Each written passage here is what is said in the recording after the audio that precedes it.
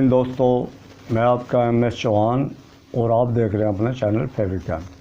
तो दोस्तों, इस महामारी से, कोरोना वायरस से, ब्लैक फंगस से, वाइट फंगस से और अदर जो भी बीमारियां पहले भी होती थी, लेकिन अब जो हो रही है ये बहुत ज़्यादा घातक हैं।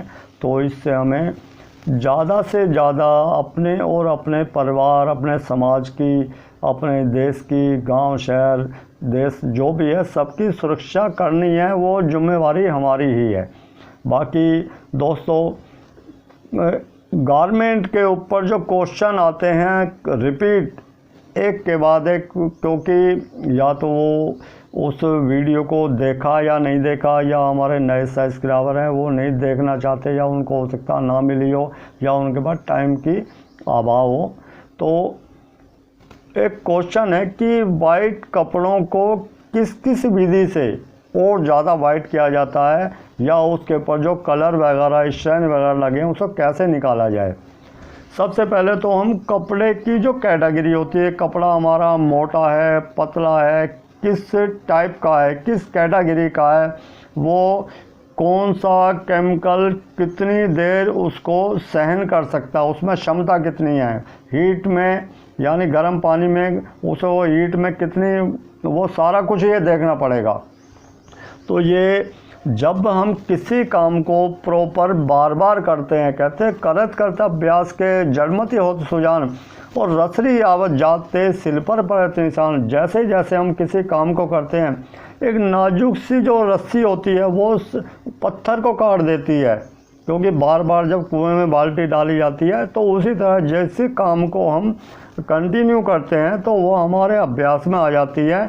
और सीखने के लिए, बोलने में, करने में और प्रैक्टिकल देखने में बहुत फ़र्क होता है। जब हम खुद करते हैं तो हम एक तरह का परफेक्ट हो जाते हैं।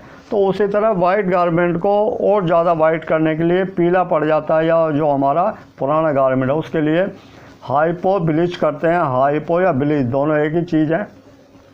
तो उसको करने के लिए हम उसको बाद में रंग काट करते हैं, जो प्रोसीजर वो बताया। दूसरा, उसे करने के लिए हम हाइपो और ब्लीच जब करते हैं तो उसमें हम सोडा ऐड करते हैं। सोडा बाई कार्बोनेट यानी मीठा सोडा, बेकिंग सोडा बोलते हैं जिसको।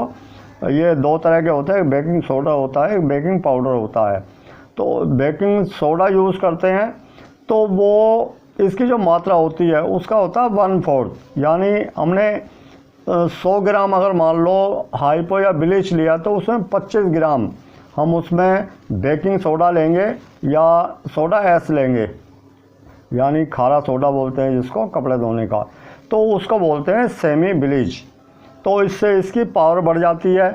उसी तरह इसको और ज़्यादा एक्टिव करने के लिए हम इसमें कि जब हाइपो या ब्लीच यूज़ करते हैं और वो जो हमारे कपड़े में जो प्रॉब्लम है, जो कलर है वो नहीं निकल रहा, ये वाइट कपड़े की बता रहा हूँ, नहीं निकल रहा, तो उसके लिए हम क्या करते हैं, उसमें हम एसिड यूज़ करते हैं। एसिड में सबसे जो अच्छा एसिड हम मानते हैं उसको मानते हैं HF को, यानी हाइड्रोफ्लोरिक एसिड, जिसको अमरलाजी बोला जाता है। या फिर हम उसमें ऑक्सैलिक एसिड, जिसको दाना बोला जाता है, तो उसको यूज़ करते हैं। तो उसकी जो क्वांटिटी वो भी यही होती है कि इसको 1/4 ही लेते हैं, कि जो एसिड की मात्रा कम होनी चाहिए। एसिड की मात्रा ज़्यादा हो जाएगी तो वो क्लोरीन को दबा देगी, और वो एसिड का उसमें ये सब pH का खेल होता है। pH के जिसको समझ में आ जाता है वो सब कुछ करने का एक मादा रख सकता है, वो सब कुछ कर सकता है। तो ये है, काफ़ी लोगों को देखा है कि वो हाइपो या ब्लीच के साथ में रंग काट डाल देते हैं। वो रॉन्ग हो जाता है कि वो तो न्यूट्रल हो गया, कि आपने कोई चीज़ बनाई, कहते हैं ना गुड़ गोबर कर दिया, कि आपने मेहनत करके केमिकल बनाया, उसमें आपने रंग काट डाल दिया। तो रंग काट डालने में तो दोनों बेअसर हो गए, ना रंग काट के कोई काम करेगा, ना आपका वो हाइपो या ब्लीच ही काम करेगा। तो ऐसा ना करें, क्योंकि हाइपो ब्लीच को न्यूट्रल करने के लिए, उसको सामान्य करने के लिए हम उस पर रंग काट यानी सोडियम हाइड्रोसल्फेट, जिसको हाइड्रो भी बोलते हैं, वो यूज़ करते हैं।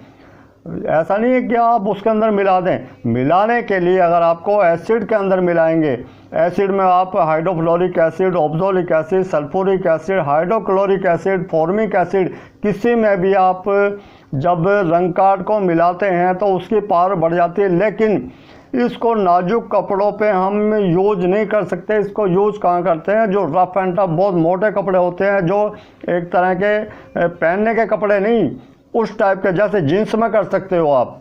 बाकी जो मोटे कपड़े और हमारे उपयोग में आते हैं, घरों में उपयोग में आते हैं, उस पर कर सकते हो।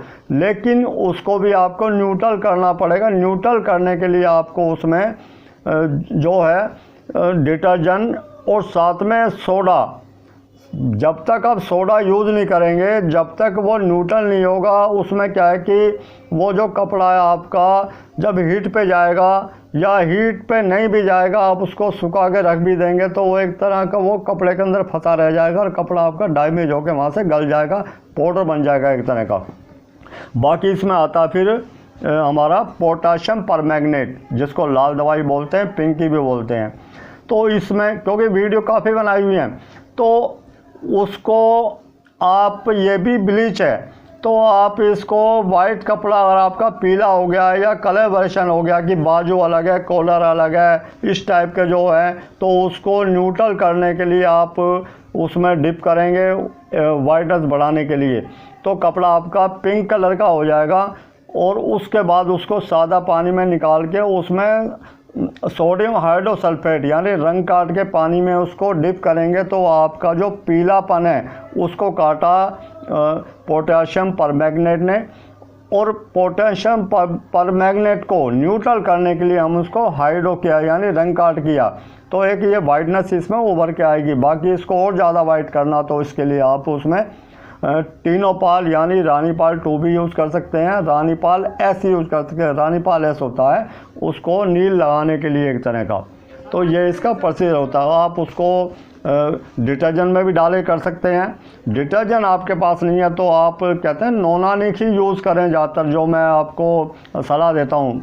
नहीं है तो आप उसमें कोई भी शैम्पू जो कलर शैम्पू ना हो, ट्रांसपेरेंट हो यानी पारदर्शी हो या वाइट हो, ये ना हो कि आप ब्लैक या इस टाइप के, जो नीला यूज़ कर सकते हो, क्योंकि वो नीला पानी में घुलने पर नीलापन रहता नहीं है उसमें, उसको भी यूज़ कर सकते हो। ये है। फिर इसमें आता है हमारा कि अगर आप हाइड्रोजन का लेते हैं, उसमें ओसी ब्लीच बोलते हैं, हाइड्रोजन पेरोक्साइड।